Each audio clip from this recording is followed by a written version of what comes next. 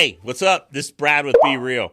Hey, I want to talk to you about something that's been happening in my life. I just want to, like I said, this whole podcast is to do whatever I can to help anybody wherever they're at.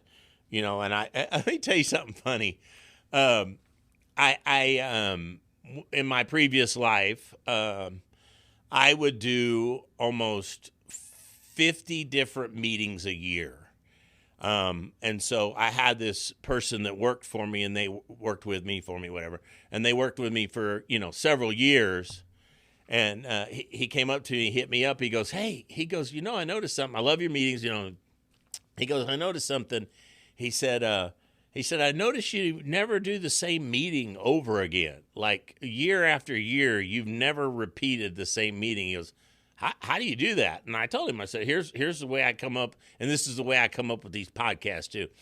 I kind of just do an inventory of my life. This is what I told him. I kind of just do an inventory of my life, and I kind of see what's going on in my life. I kind of see, what are things I might need help with, or what are things that I'm working on, or when I'm talking to different people, what are they working on? And I kind of come up with these ideas, but mostly it's like, what do I need to work on in my life? What am I having issues in my life? And then I kind of start to formulate that. And then, I take the issues I have in my life and I create meetings and I create podcasts. And you know what this guy goes? He goes, man, you got a lot of issues. And I said, yeah, I dang sure got a lot of issues. So I'll tell you where this came from. I was in the kitchen talking to my niece, Skylar, and we were talking about doing job interviews. And so since my transition in June of 2024, I didn't interview or do interviews for almost 30 years, right? So now I'm in this interview world, and I started describing my experiences that were happening in this interviewing world. And all of a sudden, these young people that were in my house started gathering to me to listen to what I was saying, because they're all experiencing the same things when they're out interviewing. And so the first thing I want to tell you is when I started this journey, I would go into these, companies and they would go, okay, tell us a little bit about you. I'm like, well, let me tell you something, man. I love people and I just love helping people and I want to help people and I want to take the things, and I want to go out and I want to help people. Bro, let me tell you something, man. I'm looking at these people. I say, here's what I say my whole life. I've been in sales for my whole life, is I read people for a living, right? And I noticed when I first went into these interviews, when I started that kumbaya, I just want to help people, all that stuff, snap, man. Their eyes glassed over. I lost them. And so I want to encourage you, and I want to share with you my experiences and the experiences that happened that we talked about in my kitchen. I want to share these with you. And some of these things, when I say interviews, are communication things that I always try to help people. Yeah, I want to try to help you in a business realm, but some of these things will help you communicate in your personal life. Some of these things, if you're a parent, will help you communicate with your children. So I'll go back to it. So what I learned very quickly was when people go, tell me what's up, tell me about yourself. You know what I went from that kumbaya crap to? I went to? I kind of lean forward and I go, I increase sales. I grow businesses, I scale businesses out, and I strengthen relationships. And then I pause, and if I got their attention, then I go into, here's how I do it. I just said I increase sales, grow businesses, and strengthen relationships. But I do it backwards. I take the relationships, I strengthen the relationships, and that's the internal relationships and the external relationships and the internal relationships with the external relationships, and I strengthen all that, which ends up in, philosophically, physically, spiritually, your business increases, sales increase, and your business grows. And they're like, oh, okay, I got you now. Because I'm telling you, I'll come across as positive. No, you should do research before you go in to talk to people or do interviews about people so you can relate to where they're coming from. But I don't care what their mission statement says. that we're in this deal to harbor a positive environment for our internal and our external customers, and we're happiness. Yeah, that's their mission statement. But let me tell you why they're in business. They're in business to generate revenue, increase sales, and grow business. That's what they're there for. And so you need to address that need first and get their attention, and then you can drop back to whatever it is you want to talk about that's regarding their mission statement. The thing I noticed too is you need to have, it's called an elevator pitch. You need to have that elevator pitch, and that needs to be the first thing that comes out of your mouth when you're sitting there. Let me tell you something. Here's what an interview is. You're promoting yourself, and they're not going to promote you for you. You have got to promote yourself. You've got to talk about yourself. Don't have a problem with being uncomfortable with talking about yourself. If you don't know how to promote yourself and sell yourself, how is anybody else ever going to sell you or promote you? Or you see what I'm saying? Another thing, let me share a little trick with you. You need to get, and I'm going to share with you guys 10 interview questions. If you can message me, you can email me, whatever. I'll send you the 10 questions. But you need to practice, in my opinion, in my life, let's go with that. In my life, the most important thing in my life is God, my family, and money. Generating money and providing for my family. So this is pretty important. So you should take the time to practice before you go to a job interview. Let me tell you the easiest way to do it. Set your phone up and hit record and ask yourself questions and then answer your questions. Do you have good eye contact? Are you being direct? Do you have concise answers? Would you hire you? Then you need to go in there also, and you need to turn the volume off. After you got this big recording done, you need to turn the volume off and make sure that your facial expression and your body language are lining up with the message you're trying to deliver to that person. You're like, oh, Brad, man, I'm not comfortable with. Well, you need to get comfortable. I've had a lot of great salespeople that I've dealt with in my life. As soon as you turn that camera on, you have this salesperson that's so outgoing and all that stuff, and they're amazing and dynamic and all that. And you're like, hey, I need to film you so that I can use your film to help train other people. You got this outgoing, and then you turn the camera on and they go, hello, how are you doing today? I'm like, dude, what just happened, man? I went from this guy I wanted to interview to now I got a mortician.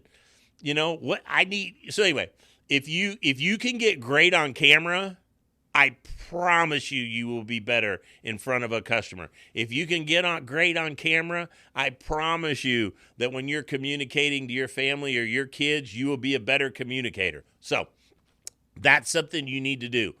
Get with me. I'll show you the things. I'll send you the 10 questions that are common questions. When they ask you a question and you feel like, I have notes here because I have a lot of information I want to give you. If they're starting to put you, first of all, be direct. And when you give answers, go, yeah, I own my own business for a while and we did good. Well, what do you mean you did good? I doubled the revenue in a year. Be straight up with them. Numbers get their attention. Or, I did very well with my previous company. You did well. Well, how did you do well? Well, when I started with them, they were doing X amount of dollars, and within a year, I increased their business 20%. Those are the kind of things that get people's attention when you're sitting in an interview, or if it doesn't always have to be sales. That's just where I'm. Or if you're in an HR situation, or if you're whatever it is, retention's a very big thing right now. That's another thing you can talk about. Well, when I went to work for this company, they were losing over 70% of the people that they had on their employment every year. They were losing 70% of them. By the end of 1 year, they were only losing 50%. By the end of the next year, we were retaining over 70% of our employees. Those are the kind of things that get people's attention, that stick with people when you walk out of the room and the interview's over. There are common questions that are asked. That are the 10 questions that people are going to ask of you, that no matter what your job is, there's going to be common questions. You can Google them. You don't have to get with me. You can Google what's the 10 most common questions that people are going to ask you when you go into an interview. So I'm going to read some of them to you, and I'll give you the answer that is suggested, and I'm going to give you the answer. And I share this with you now. I'm on the other side of this deal where I'm doing the interviews, but I had to put myself back in that situation where I was interviewing other people, and what were the answers that I wanted to hear and what were the answers that got my attention. So I'm not only sharing this from you from a person that's doing interviews, I'm sharing this from a position of somebody that's done hundreds and hundreds of interviews. So question number one, what motivates you in a sales role? Look, I'm going to go back to what I said earlier. If somebody asks you what motivates you in the sales world, here's what you need to say. I love closing deals. I love making money. I love making my company money. I love making money. That's what motivates me in sales. Okay? That's what the number one answer should come out of your mouth. And you need to go into that deal of whatever else you love about sales. I love getting to know people. I love meeting new people. I love the sales force. I love working and collaborating with other people within the selling organization. Whatever it is that you like about sales. I'm gonna go back to the other deal. If no matter what the question they ask you, well, what do you like or what entices you about being an accountant? Well, I like producing a tremendous amount of work. I love counting, I love numbers, and I love producing a tremendous amount of work, and I'm great at it. That needs to be your first thing. Then you need to go, I love collaborating with other people. Whatever it is else that entices you about that profession. But you need to tell them what they want to hear.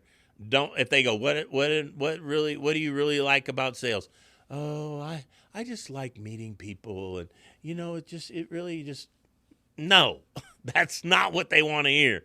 They want to hear that you like closing deals, and another big one is, I like closing deals and taking such great care of customers that they become repeat customers. How do you handle objections? How do you handle objections? How do you handle a negative situation? Or how do you handle something that's going down the road and somebody goes, whoa, wait, I don't understand. I need to ask you a question. Listen to the question or listen to the objection, and the first thing out of your mouth, you need to go, thank you. Thank you for asking me that question. That just means that you're serious about wanting to understand that. And that's the whole reason I'm here. Is the other reason that you want them to ask you questions, or you want to have an objection, is 80 to 85% of all sales are not closed until you've overcome the fourth major objection. So the first thing you should say about if somebody asks you, how do you handle objections? Oh, man, I love objections. I love when customers have objections, because that way, in their mind, when they have an objection, that they're beginning to do the buying process in their heads. The standard canned response for what do you think about objections? I love an opportunity to understand the client's perspective. I listen actively. The greatest salespeople are the greatest people, I call them greeters, are the greatest at first impressions. That's number one. The greatest closers are the greatest listeners. The greatest closers are the greatest listeners. You want to know why? Because throughout the whole selling process, they're listening to everything the customer says, and then when it gets to the end and they have an objection, they replay all of those things that the customer said back to them to sell them on why they need this. You said you needed a third row seat. You said you wanted a dark interior. You said you needed it right away. You said, whatever it is, because first you're going to find out what the primary need is when you're doing a need assessment. Then once you find out that primary need, you're going to help them to nudge them away. Let me tell you something. People, I was telling earlier in an earlier podcast, the number one reason why people have a tendency of failing is they procrastinate. When I was in the other industry, I was in the furniture industry, there was a statistic that came out that said, we were delivering millions and millions of dollars of furniture a month. And the statistic came out, the average customer should have bought that stuff 3 years ago. So like a mattress. So they're laying on this mattress. They've laid on this mattress 3 years too long. So people have a tendency of procrastinating. So you're just helping. Sales is actually helping them to achieve what they've actually left their house to achieve.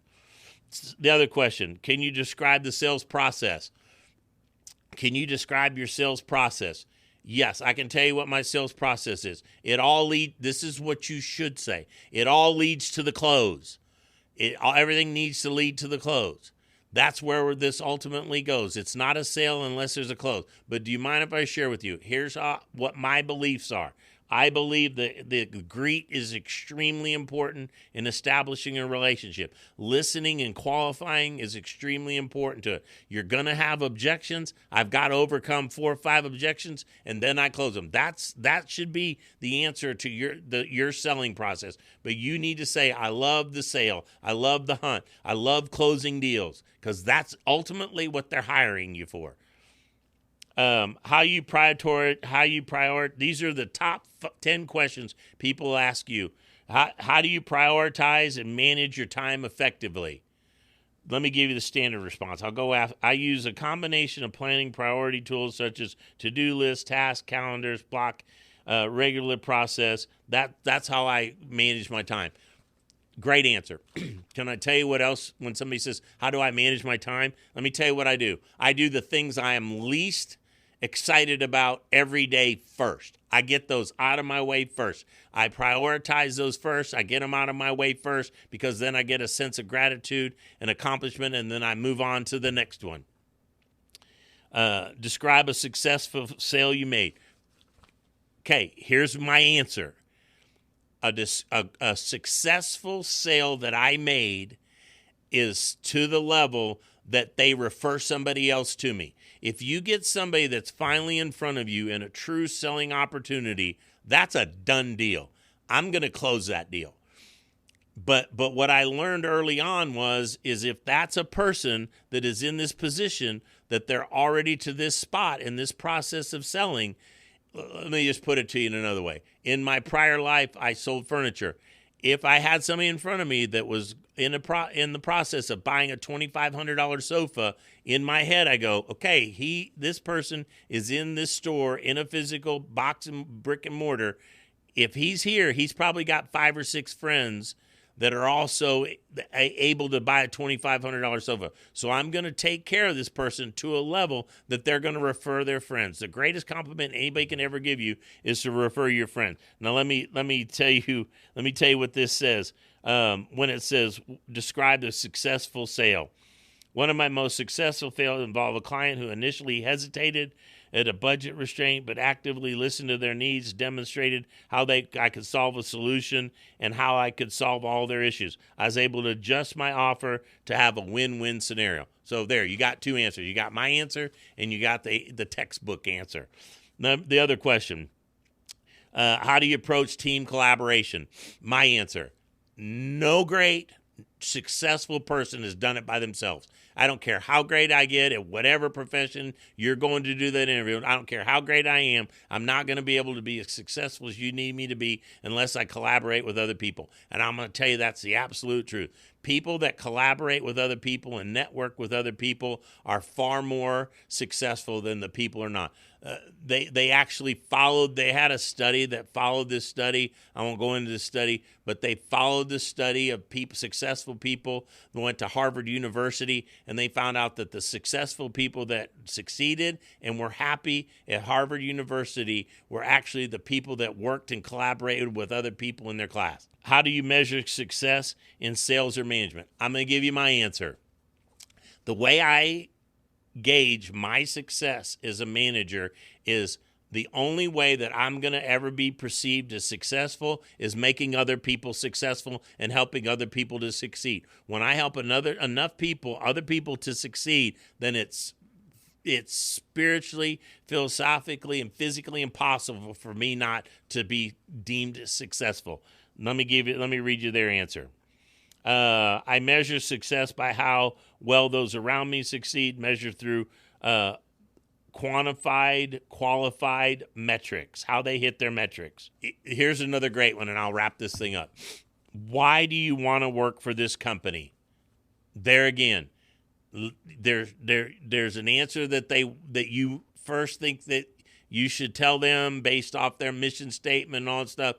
Here's what you should say. Why do you want to go to work for this company? Because I believe that I am the best that you could possibly hire for this company. I believe that I am the greatest asset that you're going to talk to that's going to help you to drive your company in the direction that it wants to go. I'm coachable. I learn very quickly. I'm motivated. I do not procrastinate. I'm a go-getter. I have a growth mindset, and that's why I feel like I would be great. Then if you have their attention, you can plug in some of the other things that might be on their mission statements or whatever that you feel like they want to hear. But I'm telling you, what the people want to hear, really want to hear, is what is it that you're going to do for them, and how are you going to accomplish that? Let's go back to selling. Interview is a sale, right? And people decide whether they're going to buy in the first 5 to 10 seconds, right? So don't forget that when you walk in the room. You need to have the energy immediately of the person that they need to hire. Great eye contact, great posture, great energy, a huge smile. You know, I had a boss one time a long time ago. Was like, I don't know if I like that person. He just doesn't smile. And when I was younger, I was like, that makes no sense to me.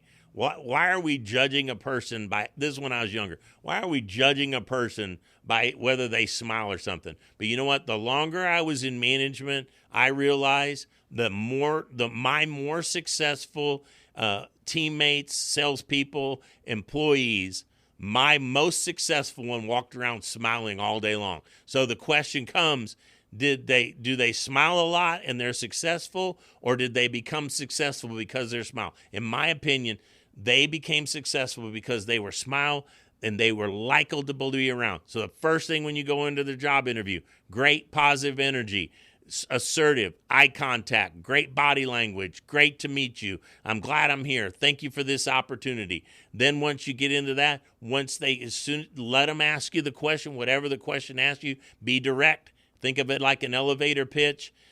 One last thing I want to share with you about this. They're going to ask you, do you have any questions?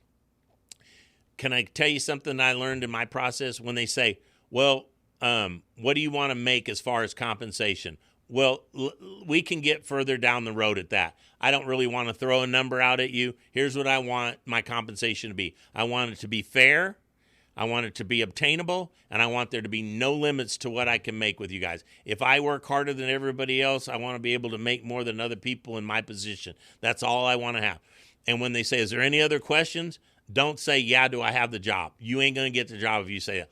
I say, no, I don't have any further questions. If I have questions, I'll get back to you. Do you have any further questions for me? Because it's a service industry. You're trying to get the position from this person. So when you ask, you want to have this servitude mindset.